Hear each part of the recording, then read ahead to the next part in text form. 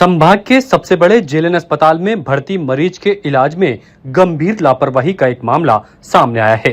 मरीज के परिजनों का आरोप है कि पेट की बीमारी के चलते बुजुर्ग को उन्होंने जेएलएन अस्पताल में भर्ती करवाया था, लेकिन यहां हॉस्पिटल स्टाफ की लापरवाही के चलते उन्हें पेट की बीमारी के जगह किडनी की बीमारी की दवा दे दी गई, जिसके बाद उनकी मौत हो गई। परिजनों ने यह भी आरोप लगाया कि अस्पताल स्टाफ ने उनकी जांच रिपोर्ट किसी अन्य महिला मरीज की रिपोर्ट से बदल दी। गलत रिपोर्ट से इलाज चलता रहा और हालात बिगड़ने के बाद समय पर ऑक्सीजन, ट्रॉली और आईसीयू की व्यवस्था नहीं हो सकी, जिसको लेकर परिजनों ने कोतवाली थाने में शिकायत देकर दोषियों के खिलाफ सख्त कार्रवाई की मांग की है।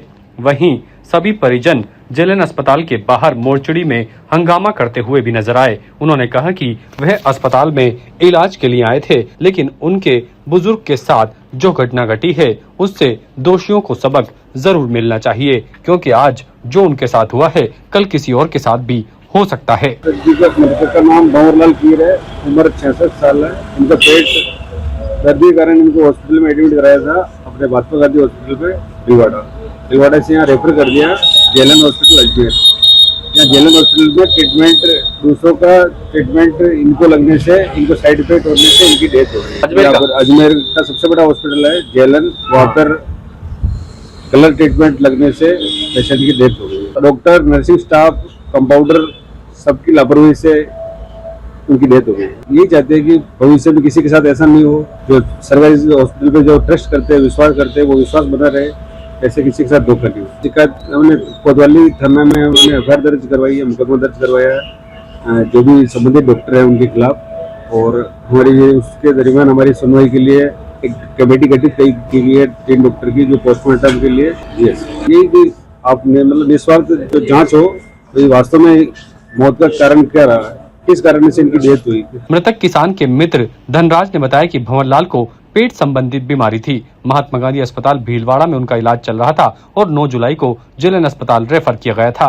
दोपहर करीब 3 से 4 बजे के बीच इमरजेंसी में भर्ती करवाया और प्रारंभिक जांच के बाद उन्हें वार्ड में शिफ्ट कर दिया गया। भंवरलाल के बेटे पप्पूलाल ने आरोप लगाया कि भर्ती होने के बाद उनके पिताजी की तबीयत में काफी सुधार था और वह बातचीत भी कर रहे थे। 10 जुलाई सुबह नए तरीके से इलाज शुरू किया गया, जिसके बाद उनकी मानसिक स्थिति बदलने लगी और बहकी बहकी बातें करने लगे। पप्पू ने कहा कि उनके पिता को जिस तरह से पेट की बीमारी थी उसमें किडनी की बीमारी की दवा दी गई है, ऐसे में दोषी चिकित्सकों के खिलाफ सख्त कार्रवाई होनी चाहिए। वहीं इस मामले में जेएलएन अस्पताल के अधीक्षक अरविंद खरे का कहना है कि जांच करवाई जाएगी और जांच के बाद ही जो भी दोषी होगा उसके खिलाफ कार्रवाई होगी। उन्होंने कहा कि परिजनों ने रिपोर्ट देकर लापरवाही का आरोप लगाया है, जिसमें मेडिसिन डिपार्टमेंट के एचओडी मणिराम के नेतृत्व में जांच कमेटी बनाई गई है। भले ही जेएलएन अस्पताल प्रशासन जांच कमेटी की बात कह रहा हो, लेकिन एक व्यक्ति की जान चली गई, उसकी क्या दोबारा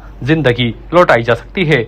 जब तक इसमें कार्रवाई नहीं होती ये सिलसिला यूं ही चलता रहने वाला है और लगातार लोग ऐसे ही शिकार हो सकते हैं। की लापरवाही के कारण सुनवाई नहीं हो रही। जो ट्रीटमेंट छुड़ाना था, मैं उसके लिए बार-बार बोल रहा था ऑक्सीजन लगाओ, ऑक्सीजन लगाओ, मुंह की सफाई कर दो, मुंह की सफाई कर दो, लेकिन नहीं कर रहे, साहब मना कर रहे, यहाँ नहीं होगी, बाहर करा लो। सीटी के लिए बोला, सीटी बाहर करा लो, सीटी बाहर करा लो, यहाँ नहीं होती, रिक्वायर है।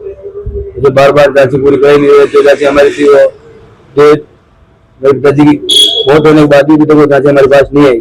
जो जांच स्टार्टिंग में सैंपल लिए थे, जो दूसरों ने सैंपल दे के बोल रहे हैं सैंपल से मौत नहीं होती, सैंपल से अलग चीज है, ये है। डॉक्टर लोग बहाना बना रहे हैं बार-बार करने पर। सैंपल के आधार पर ट्रीटमेंट चालू किया, जांच आई, उनके आधार पर ट्रीटमेंट चालू किया। बोल रहे हैं सैंपलों से जांच से ट्रीटमेंट नहीं होता है। और बोल रहे हैं कि तो सुबह बोला कि टीबी है और अभी शाम के डॉक्टर के बोलते पेट में कैंसर है और नहीं किसी की जांच कराई दोनों की और बोल दिया कि ऐसी बीमारी है, नहीं उनका इलाज चलाया। उसके बाद शाम को 8:30 बजे जब हालत खराब हुई, ऑक्सीजन नहीं मिली, कुछ नहीं था, फिर आईसीयू में है, रास्ता 20 मिनट का रास्ता है, कुछ सुविधा नहीं है, ऑक्सीजन सिलेंडर वाला ट्रॉली नहीं है, स्टाफ से बोलो तो स्टाफ आते नहीं है। और वहाँ के सारे सीसीटीवी चेक करा लो, वहाँ कोई स्टाफ पेशेंट के टच नहीं हो रहा था। 11 तारीख की नाइट में भी कोई नहीं था। वो पेशेंट के जो परिजन थे साथ में, वो मेरी मदद कर रहे थे। ताजा खबरों के लिए देखते रहें सरेराह न्यूज। अपना फोन उठाएं और सब्सक्राइब करना ना भूलें।